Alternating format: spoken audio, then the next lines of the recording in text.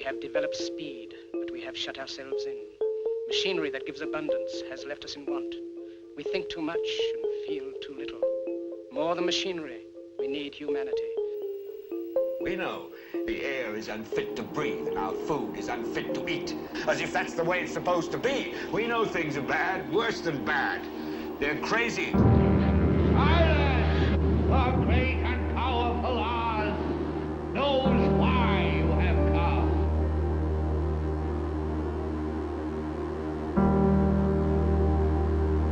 You've got to say, I'm a human being. God damn it! My life has value. You have meddled with the primal forces of nature. Don't give yourselves to brutes. Men who despise you, enslave you, who regiment your lives, tell you what to do, what to think, or what to feel, who drill you, diet you, treat you like cattle, use you as cannon fodder. Don't give yourselves to these unnatural men with machine minds and machine hearts.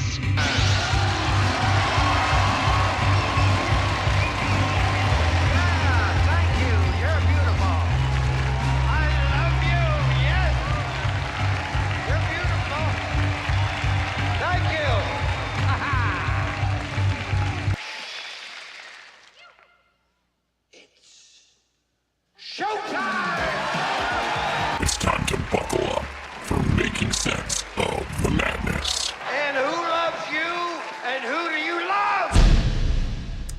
Hey everybody, Jason Bermas here, and we are now just a little bit over 2 weeks out from Lord knows what regarding the Epstein files. And why do I say that? I don't know what we're going to get.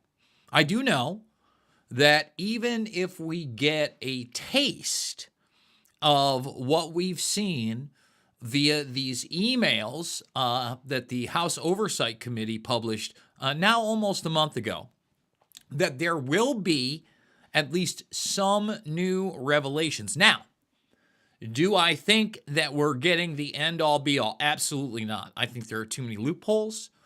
I think when we're talking about classified information in the intelligence fields, whether it be United States, Israeli, or beyond, probably not going to see that. But we are going to see more and more of the relationships and how nefarious and interconnected they actually are. In fact, we've already seen that in regards to this last dump. And more of these revelations, although the mainstream press isn't shouting them out, they are being whispered in the media. Those revelations include some photographs that just came out today. There are about 10 of them that are new. Nothing like way over the top, but there is one of his phone on speed dial, and certain names are blacked out, but one that is there is Larry's cell. And this is speculation, but if we're looking at Epstein and we're looking at relationships, if you will, to very powerful people, Lawrence Summers seems to be at the top of that list. And if I were a betting man, I would imagine that that cell phone was on speed dial via this phone. Significance? Well, Larry Summers is not just a Harvard professor. Larry Summers is not just somebody that was extremely close to the Clintons and that Democratic initiative and time period, but Larry Summers is somebody who plays ball to this day in the World Series of Geopolitics once a year via the Bilderberg Group. Larry Summers was there in 2025, and quite frankly, I would be shocked if he's not there in 2026. In fact, the only way that he would not be at Bilderberg 2026 is if these revelations are so damning that even that organization has to part ways with Larry. And I'll say this, even if he's not on the official list for the first time in ages, I would wonder if maybe he gets backdoor access, if you will, because we've seen that in the past. So we're going to go over all these things. We're going to talk about the emails that have been released. We're going to talk about people like Noam Chomsky and others. But the meat and potatoes of this is going to be this article right here, which I may or may not read the whole thing. But But the reason that that is going to be the meat and potatoes of this is because this is a woman writing for the Times of Israel from a very left-leaning perspective. And I've often talked about how the Epstein issue seems to be the one that finally got into the cultural zeitgeist and concerned people no matter what their political affiliation or belief system was. Not just conservatives, liberals, Democrats, Republicans, independents, people that consider themselves libertarians, people that don't consider themselves political in nature at all. This is the issue that has pierced that. And in that article, although I don't agree with everything, it also talks about the power structure, actually mentions both the Bilderberg Group and the Bohemian Grove, and talks about sex trafficking in an expanded sense that is utilized by these quote-unquote elites. And one of those elites in particular that is named is Henry Kissinger, hence the thumbnail. And, you know, Kissinger is one of those players that really up until his death, again, Bilderberg steering member, was super politically relevant. And one of the people that he was heavily involved in those twilight years is an individual called Eric Schmidt, the former CEO of Google, Alphabet, and yet another Bilderberg steering member. And the crescendo of this video, after we do the reading and the analyzing, is going to be a video clip of Eric Schmidt discussing one of his final interactions with Henry Kissinger, who he wrote a book with at the very end, all about the future and technology and artificial intelligence. And basically his feeling, Kissinger's feeling, on humanity and AI. And we're just going to leave it at that. That's going to be the cliffhanger so that you watch this whole video. But for those watching right now, I need your support. I need you to thumbs the video up, subscribe if you are not subscribed, share this video, the information in it, my documentary films down below, and if you have to, ring that bell because you might not get notifications otherwise. Also, cannot do it without you. I want to thank Runny Logs and Phil for donating $5, $10, $15. It absolutely means the world to me. Big donors. I've also got a PayPal down below. That also helps tremendously, especially right now in the holiday season. I know it's tough out there all over, but I want to keep doing this. I want independent media to be my thing. I currently have this other side job that I got to tell you, I'd rather not be doing. I'd rather not be doing it. It is not my favorite thing in the world right now, but you got to have the skills to pay the bills.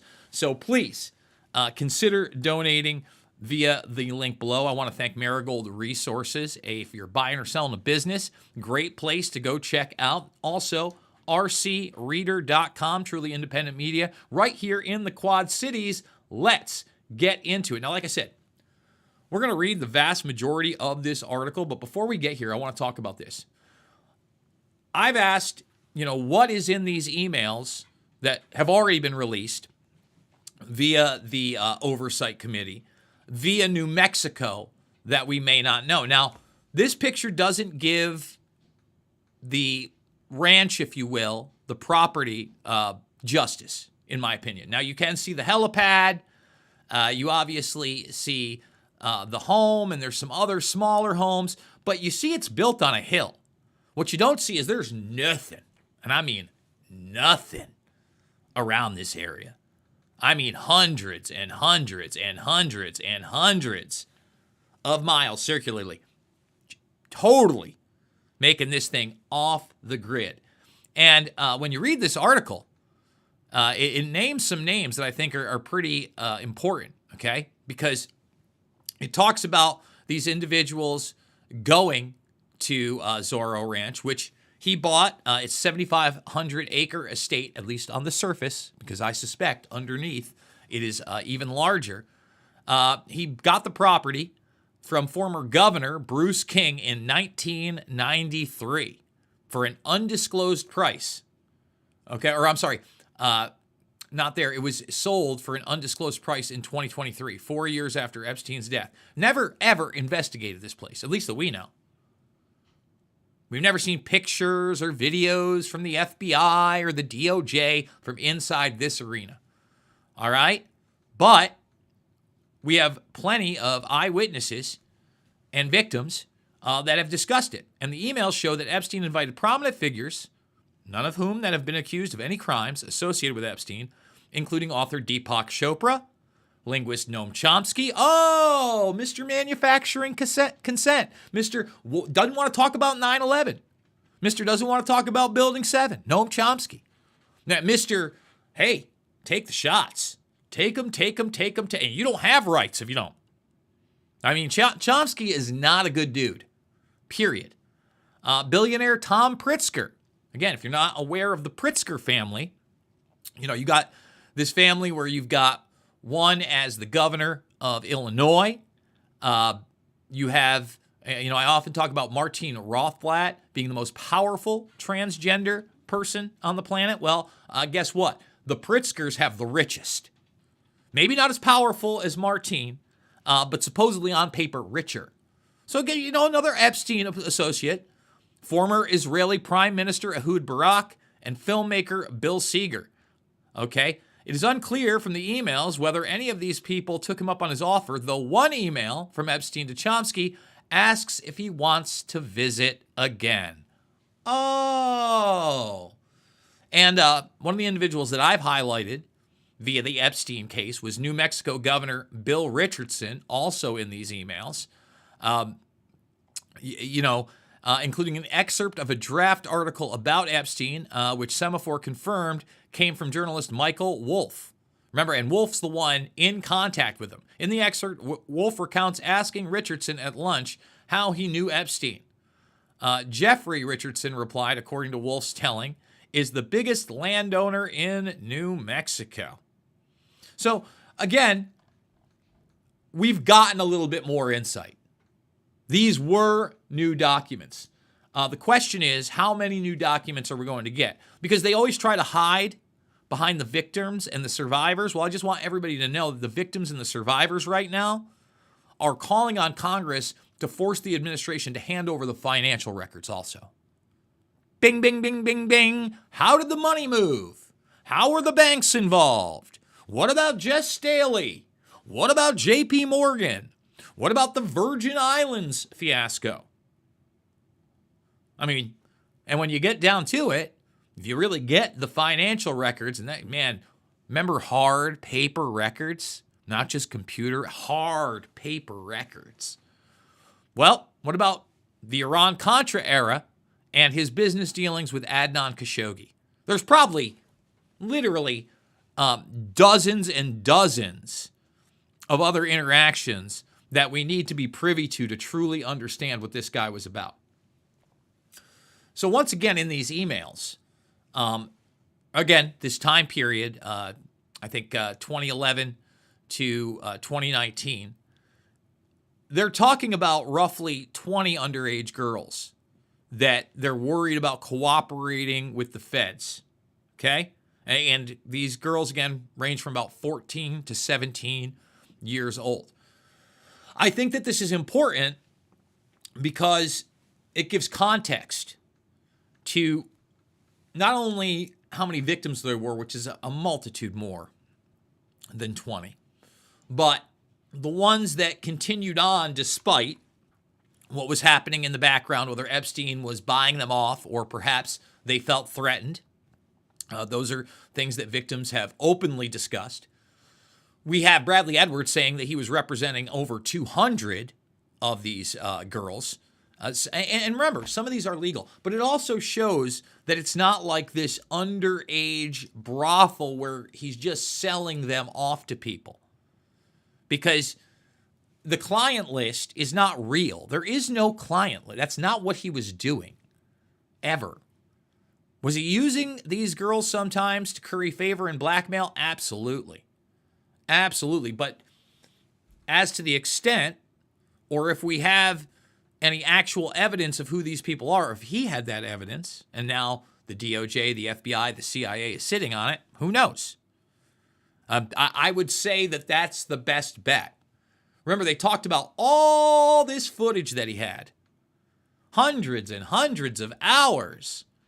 And then they come back and they say it was all just CP that he downloaded off the internet. Is anybody buying that? These are the people that have lied and lied and lied and lied and lied and lied again, especially regarding this case.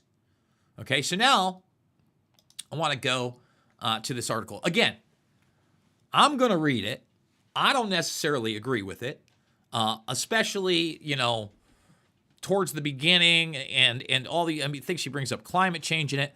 But I'm reading it because this is the issue that is bringing people together, and she rightfully identifies the power structure and their corruption in this article via the Epstein case as a microcosm. Okay? So let's get into it. Again, thumbs it up, folks, if you're watching this one live.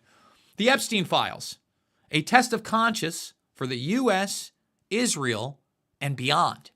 Okay, this is out of the Times of Israel. "You've come a long way, baby," was Virginia Slim's slogan during the women's liberation era, marketed as a symbol of women's progress. Looking back, calling women baby carried a misogynistic undertone, trivializing liberation with a patronizing wink. From the 1970s to 2025, progress has been painfully slow, powerful in potential, yet plodding like the Clydesdales. As host of Peace with Penny, I usually spotlight Israeli-Palestinian peace efforts, but in this blog, I write from my own peace of mind. It's shocking that in 2025, women's rights remain so far behind. From boardrooms to daily life, women are still treated as second-class citizens, despite decades of supposed progress. I've lamented before that the gender pay gap remains an inexcusable chasm. According to the World Economic Forum's Global Gender Gap Report 2025, it will take another 123 years to reach equal pay. Could you look into the eyes of your daughters and comfortably repeat that statistic that indicates that they would be dead before their daughters would receive equal pay? I'm just going to pause here. Again, I told you, I don't necessarily agree with what a lot of this woman says, but this is where you start to get the idea that this woman is totally, she's quoting the World Economic Forum in a total different geopolitical and social mindset than a lot of the people like myself that have been talking about Epstein for literally now almost 2 decades, right? So let's keep going and keep reading this because, again, I think it gets you into that mindset. Wow, why is she talking about this? Wow, that's actually pretty measured. Wow, I'm not hearing that in the mainstream. Wow, this is in the Times of Israel? I grew up during the heyday of what we thought was women's liberation, earning my first supervisory role in 1980. Later advancing to higher management and ultimately consulting for Deloitte and Touche. 45 years later, in many ways, we're still no better. My young, naive self would be crushed, as I am today, facing this reality. On November 14th, 2025, President Trump referred to Bloomberg White House correspondent Catherine Lucy as Piggy after she questioned him about the Epstein files. I suppose we shouldn't be shocked. He was also accused of calling Alice Machado, Miss Universe 1996, Miss Piggy, while pressuring her to lose weight. As owner of the Miss Universe pageant, Trump mocked her weight and Venezuelan roots, labeling her Miss Piggy and Miss Housekeeping at just 20 years old. Miss Machado called him out as an abusive, racist, and misogynistic. Again, not holding water for Trump here, because we've talked about this. Like I've said it before, like if you don't think that Donald Trump was like a womanizer and these things were transactional or that he slept with Stormy Daniels, you're really not paying attention. I'm just saying, right? What do you think the relationship with Epstein really was? Beautiful women, beauty pageants, those type of things. Let's be real, okay? We all recall President Trump's comments about Epstein poaching employees from Mar-a-Lago. When asked about Virginia Giuffre, he said Epstein stole her, language that sounded disturbingly transactional, as if she were in possession of his personal chessboard. Given that he is nearly 80, perhaps his flippant attitude reflects, too, many men of his generation. The dismissive disrespect is a familiar echo. Yet beyond reporters' incredulity, where's the outcry from women's organizations or the uproar from men's groups? Thank you to Jake Tapper of CNN. Let me just stop right here. Something you're probably never going to hear out of my mouth again. Who knows? Who knows? Not a big Jake Tapper fan, but we're reading somebody else. Thank you to Jake Tapper of CNN, who rightfully called the remark disgusting and completely unacceptable. Tapper, who is also Jewish, helped soothe my sad Jewish soul. Between uncontrolled anti-Semitic remarks reported throughout media broadcasts and the disgust noted from Epstein's life, it was a breath of fresh air to have a supportive Jewish voice out in the ether. How is it possible that survivors of Epstein's trafficking had to fight through 5 U.S. presidential administrations just to be heard? Has this snowball finally grown large enough to reach Capitol Hill, or will powerful men continue to escape accountability? It's not just powerful men. Powerful men and women will continue to escape accountability, unfortunately, in this issue. I really do fear that. Maria Farmer, who, by the way, everybody, obviously I interviewed, and you can still find that interview. I believe it. I don't know if it was one of the ones taken down. If it is, we have to repost it. The first Epstein accuser reported into the NYPD and FBI 30 years ago. To no avail. Epstein also assaulted her younger sister when she was just 15. Annie Farmer is actually the one in the thumbnail. Now Farmer accuses the FBI, Justice Department, and U.S. Attorney's Office of negligence and failing to protect her and other accusers. Will they finally be heard? Again, I don't expect anyone to go to jail.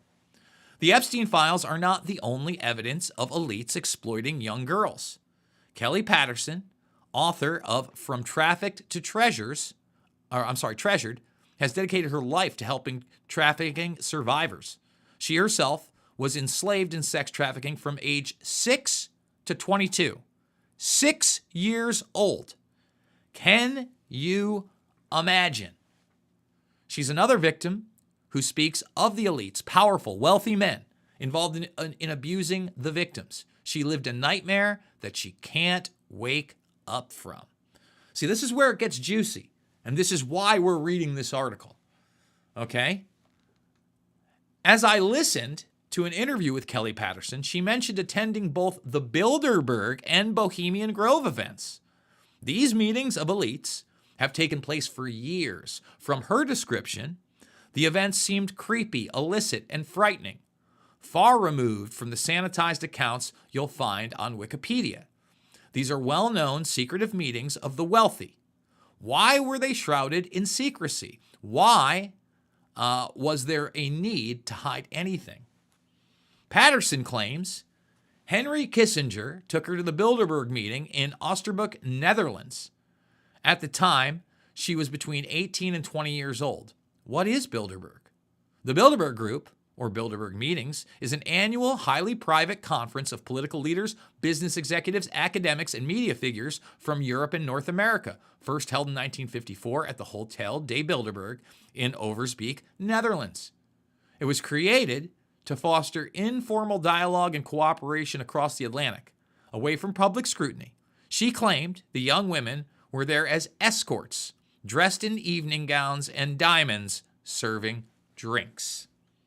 Now again, we're going to go to one of these Bilderbergers, if you will, one of the top guys. That would be, of course, Eric Schmidt, talking about one of those last interactions with Kissinger, because Epstein himself, also into eugenics. Epstein himself, also into this idea of transhumanism. Okay? And that's what these people are into, continually. And then you find out about things like, what? Oh, the Bohemian Grove. Another elite retreat is Bohemian Grove, a 2-week all-male gathering that resembles a summer camp on steroids for powerful men It is another secretive all-male retreat for global elites. blending arts, rituals, and informal political networks in the California redwoods. It's a mix of theatrical tradition and real-world influence, make it both culturally fascinating and politically controversial. For any moral adult, it sounds cringeworthy. Patterson described the young woman arriving in buses. If you ever watched Hunger Games, it reminded me that there was a situation in which females were released to run in the pitch dark because there was a hunt going on, and they didn't know what that meant. They didn't know if they were going to track us down like an animal, or whoever caught you had you for the night. Huh.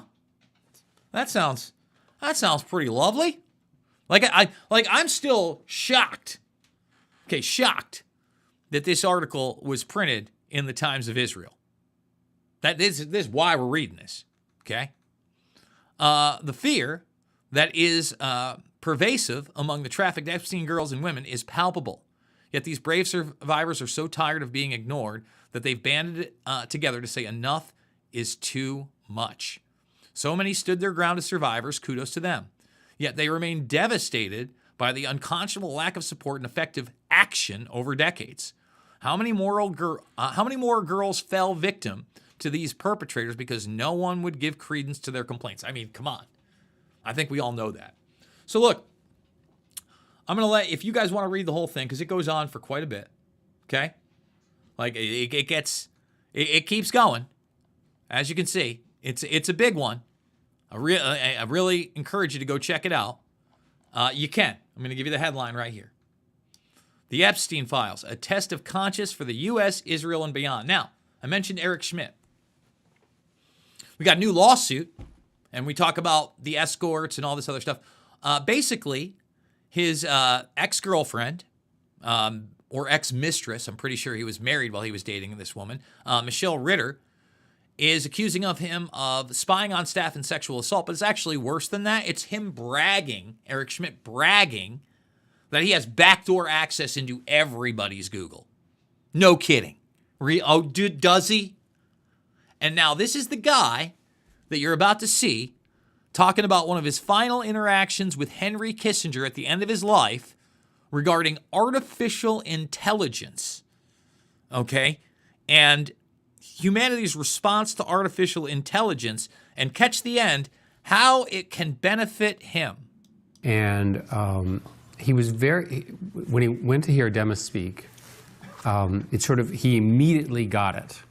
And he immediately said to himself, what does this mean to being human? And we are today grappling with the question that he foresaw 20 years ago when we first started working on this. What does it mean to be human in the age of AI? What does it mean to be a child, to an adult, to be a leader? What does it mean for economics? What does it mean for jobs? You know, all of that. But his core argument was that this is an epochal change in the sense that it's like the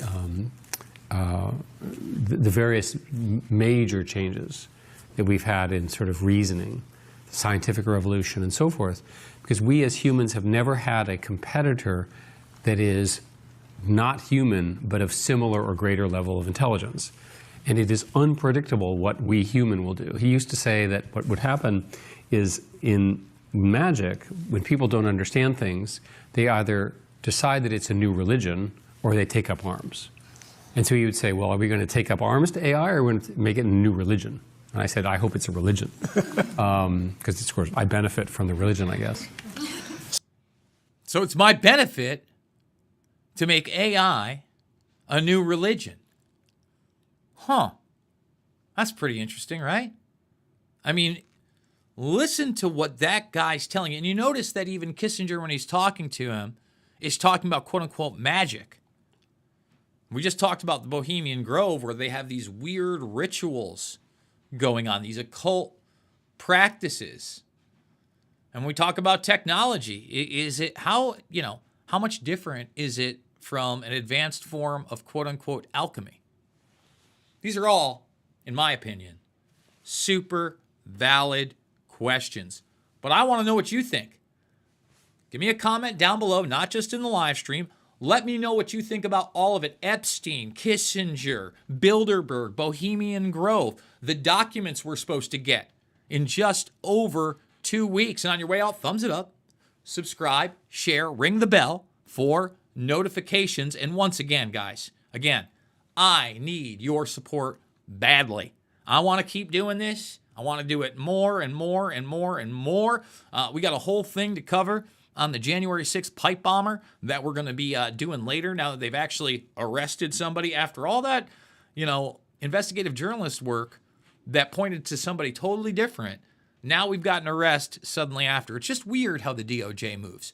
So $5, $10, $15, it absolutely means the world to me. I'm not joking when I say I wouldn't be here without the Bermas Brigade. Old, new, thank you. There's also a PayPal down below. And once again, we read that article from a very different political perspective than I have, because this isn't about left or right, especially when we're talking Epstein and the peripherals of power.